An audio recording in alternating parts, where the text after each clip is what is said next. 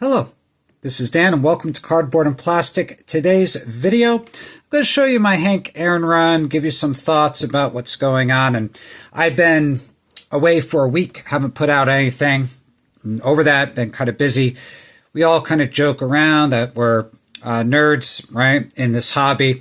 Well, I was at the Global Physics Summit in Anaheim for the past week, and I was attending conferences about dark matter, really the WIMPs and the axions, the best candidates, and talks about dark energy, cosmology. So that was my past week, and I really didn't touch cards.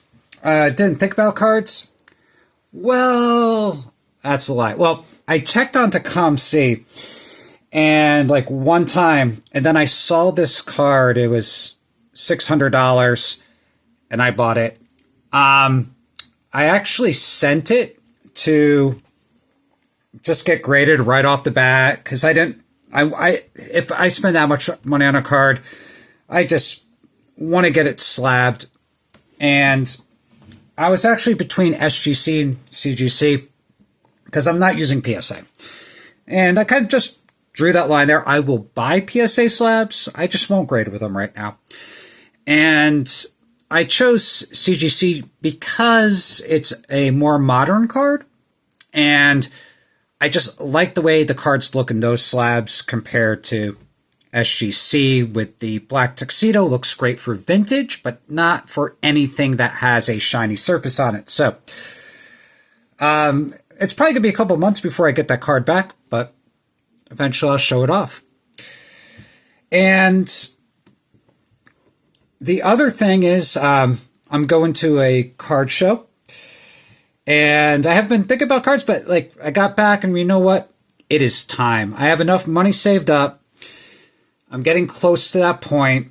I'm going to get the Hank Aaron rookie. That's why I have this. I'm going to show you the Hank Aaron run.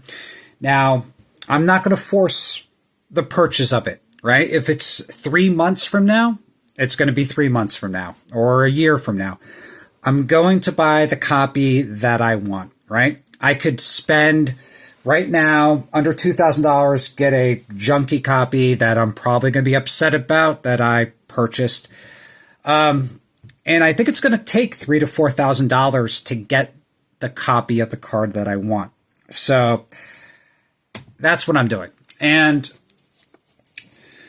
I'm going to go to a car show at the end of this month. My daughter is collecting Pokemon, so she's going to go with me. And she was actually at Target the other day, and I guess a couple people started a line, and I guess they're restocking the Pokemon packs, and she got in line, and she waited like 2 hours, and she got some packs, but she said everybody else in the line was like 20 to 40 years old, I think just guys that are just buying the Pokemons and packs, not opening them. Hopefully they bought them for their kids so their kids can enjoy them, but people are just buying that stuff, putting on eBay, trying to make money off of it. My daughter, she's getting a little frustrated at the hobby because of that, right? She can't find the packs. She likes to open the packs, collect the cards, and I'm very proud of her too. She went to a card shop and I didn't know that, but she went to a card shop this past week and she bought a card and she bought it ungraded. And the reason there, she goes like, the graded prices were just so crazy. I got the same exact card for $15. Couldn't be prouder of her. So that was an amazing thing there. And let me show you some of the run I got here. So we'll start from back and I'll show you what I have. 1976. This kind of sucks. They have like plastic bags on cards that are a little bit bigger. And like, it just looks crappy. I'm here, right? We have got a lot of glare.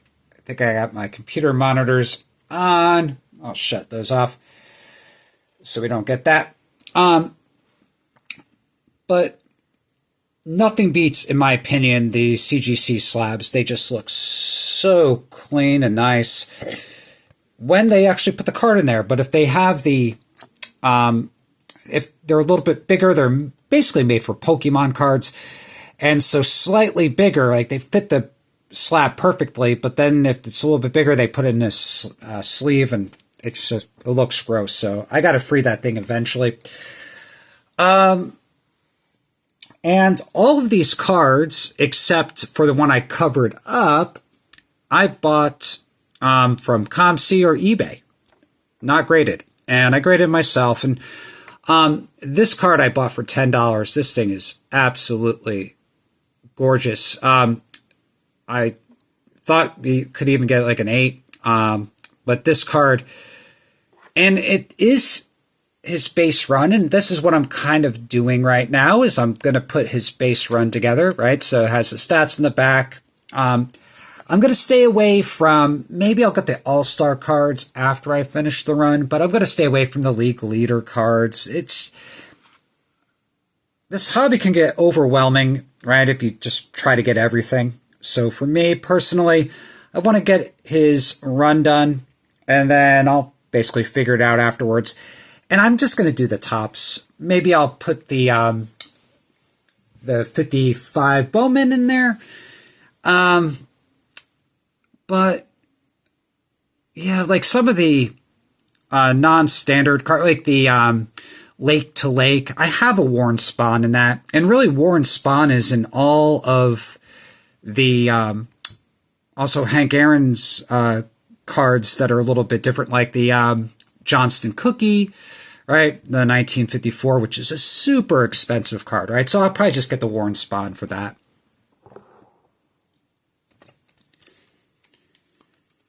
And I graded these with CSG or CGC now for like $8 a card. And at that point, right, maybe if I went back in time, I would just use the Mag Pro, right, if they had them back then. But, I mean, still, for these Hank Aaron's, it's just easier. And some of these I don't like as much, but it's going to be easy for me to move them if I decide to sell them and get a version that I want. One thing about early CSG, and just to warn kind of people, right, that little crimped corner right there, I mean, that is going to be a 5 all day long at PSA.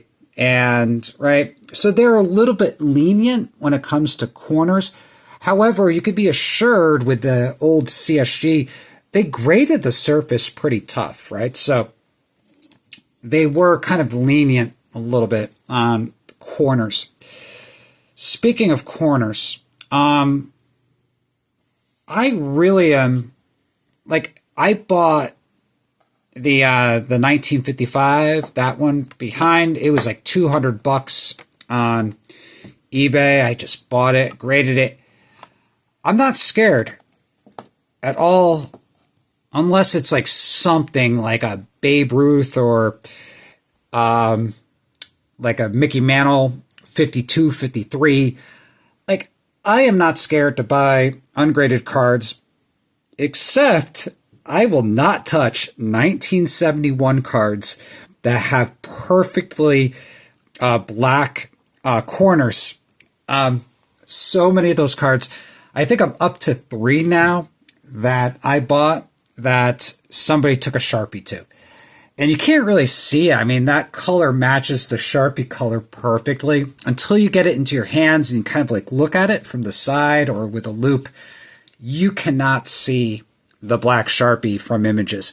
So that is my one thing there is, if you buy 1971 cards and they look perfect, just be aware you probably got a Sharpied card. I like a little white on those. So I actually prefer the 71s to be a 5 or a 6. Got that stupid baggie again. And a lot of these cards, too, I got for pretty cheap, and then I graded. And I wasn't really particular about it. Like, I would not buy this card right now. I mean, for this, the registration is beautiful for this card, right? But it has a print defect here, and the centering is horrific.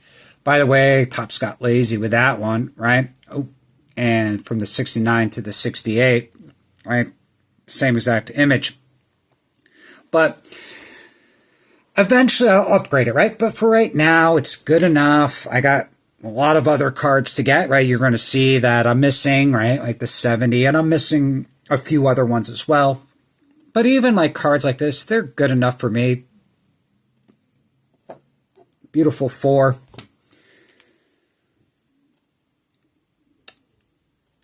And for what I got, I'm into these cards, right? Like $8 for grading, and these cards I got for a really good deal.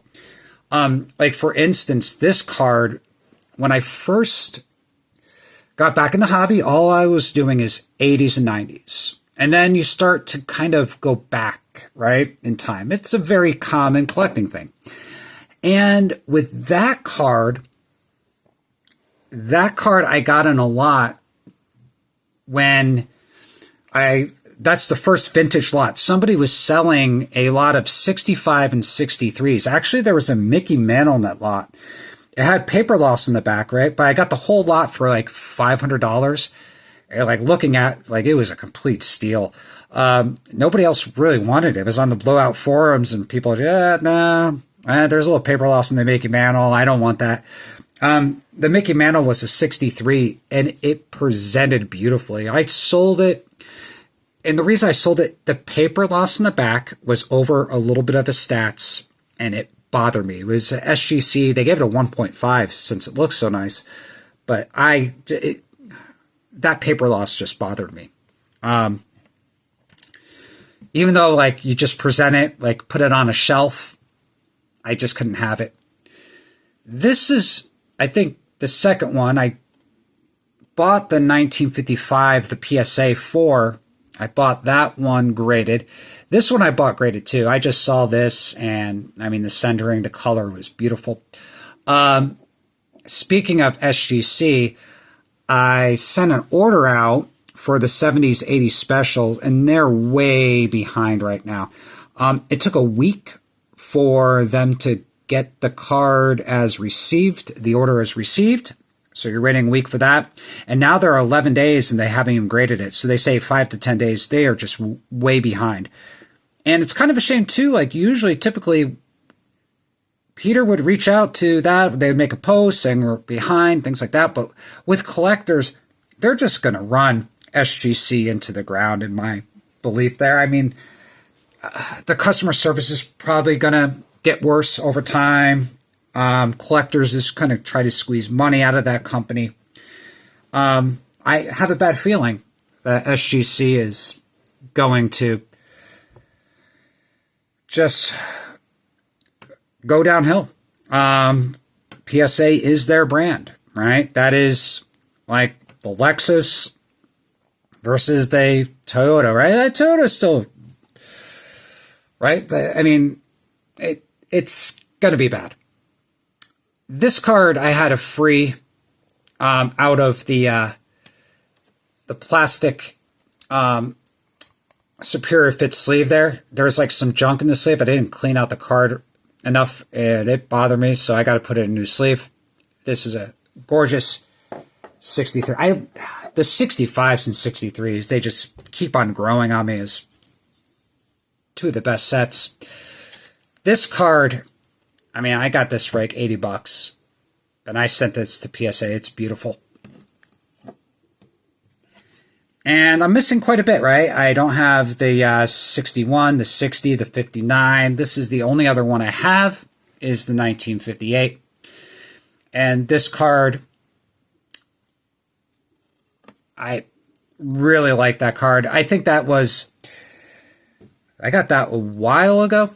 Right, you could tell by the CSG slab, but I think that's one of my favorites besides the 55. Well, the 54 is going to be my favorite when I get that. So that's where I'm kind of am right now with collecting. I'm just going ahead and just saving up for some bigger purchases and really just taking the time to organize, collect. I'm setting up a card wall. And I'm going to be displaying the majority of the cards, and really the cards that I don't get up on the wall. And I'm just going to be selling a bunch more and just replacing my graded versions with, eventually I'll just find nice cards to put in binders. And that's all I'm doing right now. So hopefully I have an SGC order coming back. I'll show you that. And really, I put that SGC order, just to be very transparent about it, I put that order together because I had cards that were like $5 to $10 cards. And I'm just doing this kind of show a point that I have cards that like I had on eBay for like $10, maybe some up to 15, and nobody was looking at them. However, as soon as I grade them, then all of a sudden people are going to take those same $5 or $10, $15 cards, and then they'll pay me $30 for that card because it's an SGC slab. And that's what people look for. They want cards in slabs, and it does present nice, right? But a lot of people just don't want to go to the effort of getting a card, looking at it, grading it. And then I find the opposite to that. Just people just grade everything, right? They'll grade $1 card. Everything needs to be in plastic. So we'll see what happens with that. And if I ever get that order back, I'll show you the results of that. So in the comments below, let me know what runs you are working on right now, and what is your big next purchase. So again, as always, have a great day. Keep on collecting.